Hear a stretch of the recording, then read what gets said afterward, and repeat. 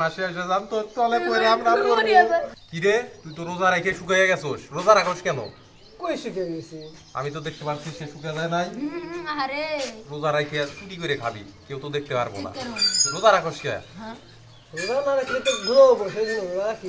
এটা কি কেউ দেখবো রোজার মাসে তুই চুরি করে খাবি? আহারে বন্ধু আমার কি শুকিয়ে গেছে, চুরি করে খাবি আর বিড়ি খাবি। বিড়ি তো দোয়া জিনিস, এগুলো খেলে রোজা ভাঙে না। আমাকে না একজন বলছে বিড়ি খালি বলে রোজা ভাঙবে। কে বলছে? কে কি বলছে? বলছে? পাগল। এগুলো সব মিছা কথা। তোরা বিড়ি খাবি, বিড়ি কি গুলো দোয়া জিনিস, বিড়ি খেলে কি রোজা ভাঙে? না তাহলে আজকে তো আমি খাবো, আমার আরো বন্ধুদেরকে হ্যাঁ বলবো। হ্যাঁ তো বুঝতে পারছি।